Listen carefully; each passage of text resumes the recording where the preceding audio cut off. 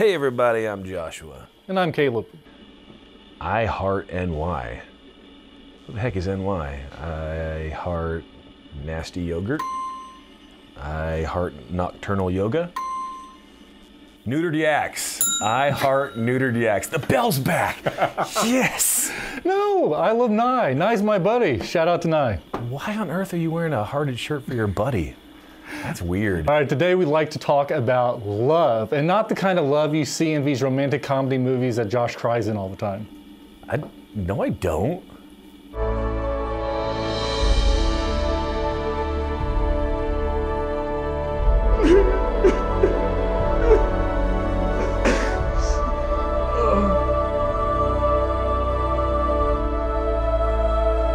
As many of you know, in pop culture today, we have this idea of what love is, how we can fall into it, head over heels. The first time we see her walking in slow motion with all of the wind in her hair, I know she's for me.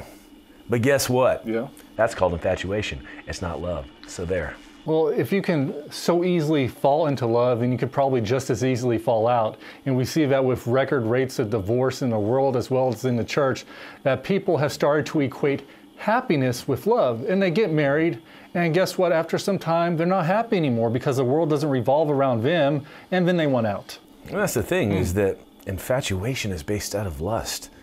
And, well, infatuation fades. But see, love doesn't fail. That's true. Love is a choice. That's true. Now, not all lust is sexually based. That's true. You could lust for power. You can lust for food. Ooh. You can lust for all these different things. Like neutered yaks? Like neutered yaks. But Matthew 6:21 says, "For where your treasure is, there will your heart be also." So the question is, where is your desire? Where is your heart leading to? If it's for all these other things, then it's of the world, it's not of God. Today in marketing, sensuality is used as one of the #1 forms of pushing love. That's true. Creating this environment of lust, the perfect individual in the perfect setting. When I see her, when I see him, the glistening bodies, all this stuff, that's pushed as this idea of love. And in fact, it affects how we portray ourselves. Yeah, and you see people taking selfies. They're trying to get the perfect angle, make themselves just look like the movie stars. And we kind of idolize what the world says is beautiful. These movie stars, they get surgical enhancements. They get, they're surgically engineered, top, puffy upper lips. And, they become an idol to us. And then we think we have to model ourselves after them. We have to be thinner than toothpicks to look beautiful. But that's not God's standard of beauty. The Lord looks on the heart, remember? We have no problem with your augmentations. That's not what we're saying.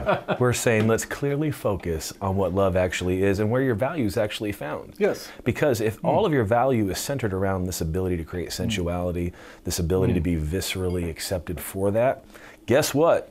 One day you're going to get old, and one day it's going to fail and fall, and one day there's no more skin to be pulled back into surgery. That's right, and even King Solomon mentioned this. He says, beauty fades. He says, young men, don't focus on these things. You gotta focus on the heart. Well, in popular culture, we see this rise of feminism. They're talking about empowerment. Women, if you wanna feel empowered, you have to get naked. You have to show skin. As long as you have mental control over another person's mind, then that is somehow empowering you and you're feeling strength. Well, how sick is that to draw someone into temptation and sin, that's the only way you can feel powerful? That's not what God has for us, is it? It's not what he has for us. I really think that when you look at lust versus love, it can be summed up into one very simple concept. Yes. Lust is something you want for yourself. Yes. And love is something you want to give to somebody else. And that's, I think, how we can sum it up, whether it's food, whether it's sensuality, any of this stuff. When we are looking at something for what can benefit for us, that's lust. We are craving something for us, but love is sacrificial, and it's something that you give out for someone else. It's that focus and choice. In 1 John 3:16, it says, "By this we know love, because he laid down his life for us. That's right. And we also ought to lay down our lives for the brethren." It's hilarious, I think, that John 3:16 and 1 John 3:16 both tell us about how God loved the world and gave his only son. In 1 John 4:7-9, it says, "Beloved, let us love one another. For love is of God, and everyone who loves is born of God and knows God. He who does not love does not know God, for God is love. And this, the love of God, was manifested toward us, that God has sent his only begotten Son into the world that we might live through him. And a lot of times these verses can become trite if you've been in the church for a while. And we kind of use that expression like, well, don't give me the Sunday school answer. But in a day and age where really the idea and definition of true love is lost, we have to turn to 1 Corinthians 13, 4 through 8. Yeah. And I say it because if we don't reiterate it, then we don't expect it. Yeah. And if we don't expect it, then we don't hold ourselves to the standard of actually receiving love. And that says, love is patient. It is kind. It does not envy. It does not boast. It is not proud. It does not dishonor others. It is not self-seeking. It is not easily angered.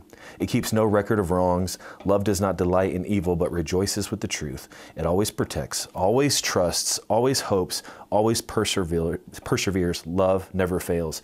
If you are not living that life, if your output of love does not mirror those traits, if your expectations of what you're receiving for love are not held to those standards, then you're being sold a lie. That's right. And you're living in something that will fail. And when you wake up one day and it's all gone and you don't realize why, it's because you did not hold yourself to what Yeshua said love truly is. So join us next time. Remember the scriptures, fall back on that. Don't be inundated with the world and the message they're giving. That's why you have to inundate yourself with the Word of God. So when all the flashing lights and all the news stories and all the commercials show you to believe this, you're not moved by it. Your foundation is on the Messiah. And this is why I love you all, biblically. Can I say that? Yeah. Okay, I can't say that I know them biblically. That's the one I can't say.